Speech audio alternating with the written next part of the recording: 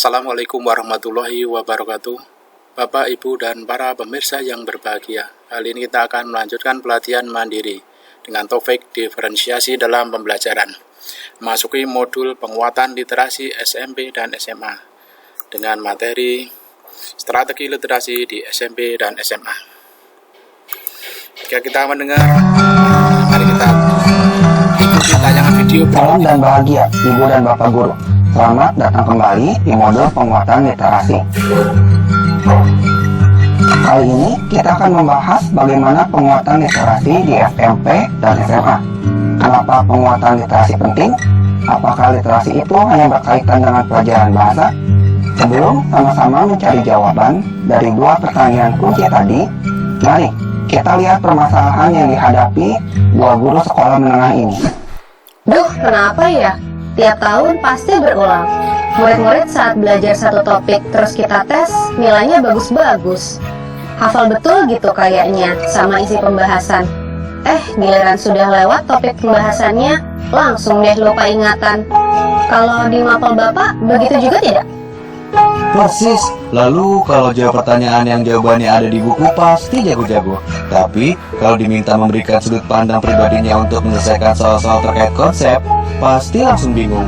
Padahal semua bacaan sudah disediakan. Kenapa susah sekali pahamnya ya?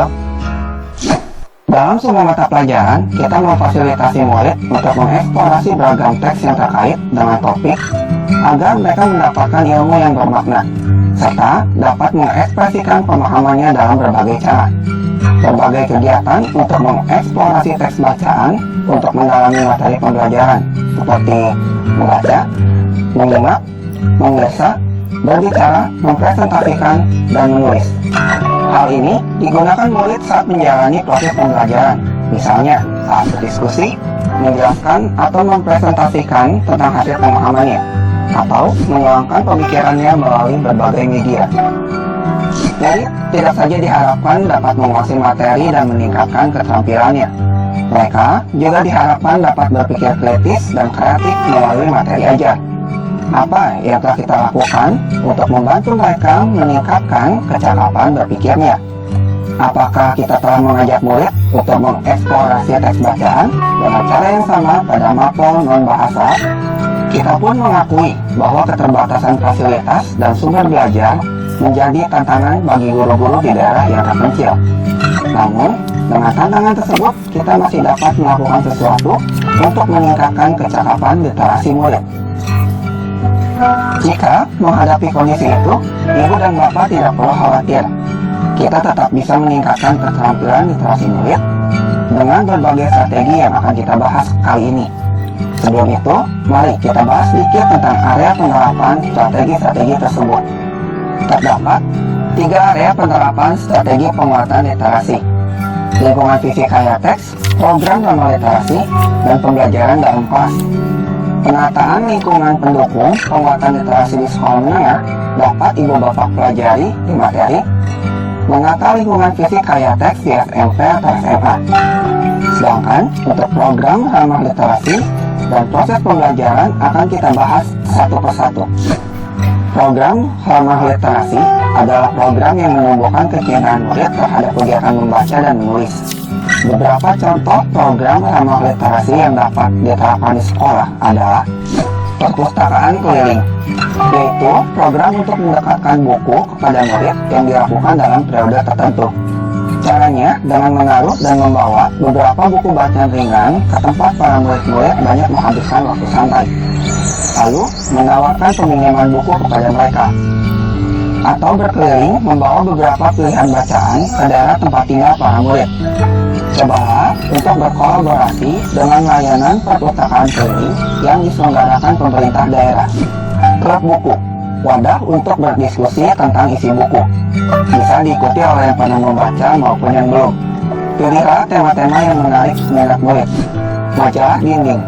Media ini dapat memfasilitasi murid dalam mengasah keterampilan, mengekspresikan ide dan pemahaman dalam beragam karya, mulai dari menulis liputan tentang acara sekolah, hobi, tren, atau apapun yang dianggap menarik. Mengundang pembicara tamu atau mengunjungi narasumber. Sekolah bisa mengundang blogger, penulis buku, vlogger, kreator konten, pembuat film, atau masih banyak pilihan lainnya untuk membahas karya-karya mereka bersama murid-murid. Tidak hanya mendatangkan tamu, sekolah juga dapat mengajak murid mengunjungi tempat-tempat atau narasumber menarik. Murid kemudian diminta untuk membuat laporan melalui berbagai bentuk karya tentang kunjungan tersebut. Misalnya, dengan mengunjungi produsen batu bata dan mewawancarainya. Yang paling penting dari program ramah literasi, semua dirancang dengan menitikberatkan pada proses menyenangkan bagi murid. Ibu dan bapak bisa menyelipkan unsur-unsur ketertarikan lain, misalnya jenis musik K-pop, film, make up, fashion, traveling ke dalam pilihan aktivitas ini. Mari kita beralih pada area pembelajaran dalam kelas. Dalam proses pembelajaran, tantangan terbesar penguatan literasi di SMP atau SMA adalah dipisahkannya keterampilan tersebut dari mata pelajaran selain bahasa. Padahal, itu adalah modal utama murid dalam mendapatkan pemahaman lebih mendalam.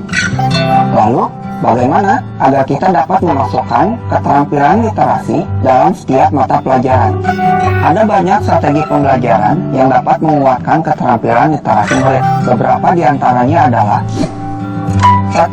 Jurnal interaktif. Strategi ini memfasilitasi anak bekerja dalam kelompok dan mengkolaborasikan pemahaman masing-masing terhadap sebuah teks. Mari kita simak contoh pelaksanaannya. Semua sudah baca artikel tentang suku Tengger kan? Ya, Pak. Mari kita mulai diskusi tentang isi bacaannya ya. Hari ini kita akan menggunakan jurnal interaktif sebagai alat bantu memperdalam pemahaman. Nanti kalian akan bekerja sama dalam kelompok berisi 3 orang ya. Sekarang silakan tentukan siapa saja teman satu timmu. Silakan perwakilan masing-masing tim untuk ambil jurnal interaktif di meja Bapak. Perwakilan yang mengambil kertas akan jadi orang pertama yang menulis dalam jurnal. Hans, boleh kamu sampaikan pemahamanmu tentang artikel suku Tengger yang sudah dibaca tadi? Menurut saya, suku Tengger adalah kelompok masyarakat tradisional, Pak. Masih taat tradisi dan kehidupannya sederhana. Silakan tulis nama dan pemahamanmu di kotak pertama ya. Berikutnya yang duduk di sebelah kanan Hans, ini boleh tolong tambahkan pemahamanmu yang belum disebutkan oleh Hans tentang artikel tadi. Tolong tulis di kolom kedua ya. Masyarakat Tengger percaya bahwa tempat tinggal mereka adalah tempat suci. Berikutnya, Koro, apa yang kamu pahami tapi belum disebut Hans dan Mi? Banyak upacara adat yang dilakukan karena kepercayaan animisme dan dinamisme masih kental di suku Tengger. Kolom terakhir akan diisi oleh penulis pertama. Hans, coba kamu rangkum kembali semua pemahaman yang tertulis di jurnal interaktif grupmu ya. Selain jurnal interaktif, beberapa strategi lain penguatan literasi untuk pembelajaran dalam kelas adalah 2. Rumus kesimpulan. Strategi ini melatih anak untuk memilah beberapa kata atau kalimat kunci dari teks dan kemudian membuat kesimpulan dari hal tersebut. 3. Kata kunci. Murid mengumpulkan kata-kata kunci dalam sebuah teks, lalu membuat rangkuman tentang pemahaman mereka dengan menggunakan kata-kata tersebut. Strategi ini dapat digunakan dalam tugas individu maupun kelompok. Banyak hal dapat kita lakukan untuk membantu murid memperdalam pemahaman dan daya kritis mereka terhadap teks bacaan. Teks tidak hanya berupa teks cetak dalam buku, teks visual berupa gambar, poster, infografis, teks audiovisual berupa video, dan film pendek juga dapat dianalisis oleh murid. Bagaimana, Ibu Bapak? Pasti sudah banyak ide-ide strategi lain yang muncul di kepala Ibu dan Bapak untuk diaplikasikan di kelas masing-masing. Tapi, masih ada satu pembahasan area yang belum kita kupas dengan lengkap, yaitu lingkungan fisik yang mendukung penguatan literasi. Untuk lebih lengkapnya, yuk kita belajar bersama di materi menata lingkungan fisik kaya teks. Sampai jumpa lagi, salam dan bahagia, Ibu dan Bapak Guru.